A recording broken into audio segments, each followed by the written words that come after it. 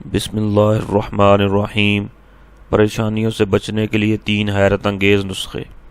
ہمارے کرنے کے صرف 3 کام ہیں: تدبیر، دعا اور آخر میں رضا بالقضاء، کہ اللہ کا جو فیصلہ ہو اس پر راضی رہو، بس پھر انشاءاللہ تعالی یہ زندگی جنتی زندگی ہوگی۔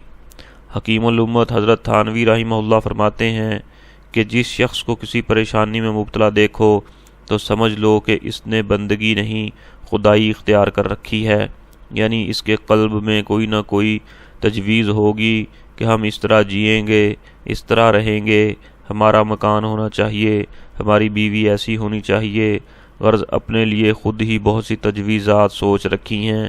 نیز فرمایا کہ جس کو دیکھو کہ چین سے ہے تو سمجھ لو کہ یقیناً اس کے قلب میں تسلیم و رضا ہوگی، وہ اللہ کی ذات پر راضی ہوگا کہ اللہ جس حالت میں چاہے رکھے، تو راحت و آرام کی روح تسلیم و رضا ہے اور پریشانیوں کی جڑ تجویز ہے۔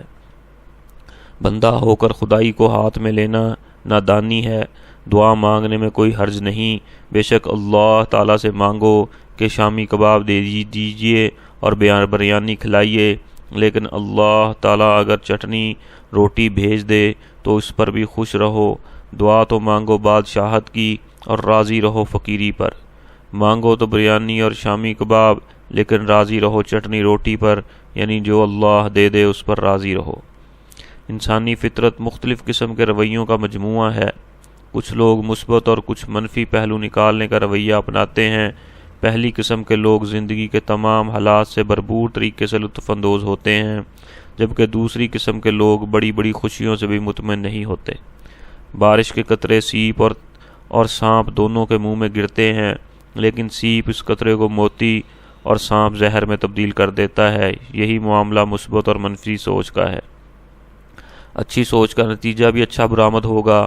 مثبت سوچ انسان کی شخصیت، صحت اور تخلیقی صلاحیت و جرت پر تعمیری اثرات مرتب کرتی ہے۔ انسان کو بروقت اپنی سوچ پر قابو رکھنا چاہیے، کیونکہ یہی حقیقت کو جنم دیتی ہے۔ ہماری زندگی میں کچھ تبدیل نہیں ہوتا جب تک ہم خود اپنے سوچنے کا انداز نہیں بدلتے۔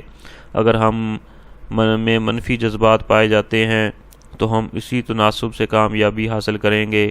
اگر ہماری سوچ مثبت ہے اور ہم محبت، خوشی، صحت، خوشحالی اور دوسروں کے ساتھ تعاون کے متعلق سوچتے ہیں تو ہماری زندگی میں ہر طرف خوشیاں اور کامیابیاں ہوں گی۔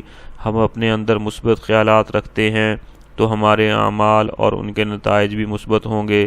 زندگی کی کامیابی اور خوشگواری کے لیے مثبت سوچ لازمی ہے، کہ منفی سوچ والے ہمیشہ پریشان ہی رہیں گے۔ اللہ رب العزت مجھے، آپ کو اور پوری امت مسلمہ کو حضور صلی اللہ علیہ وسلم کے طریقوں کے مطابق اللہ رب العزت کے حکموں کو پورا کرنے کی توفیق نصیب فرمائے، آمین۔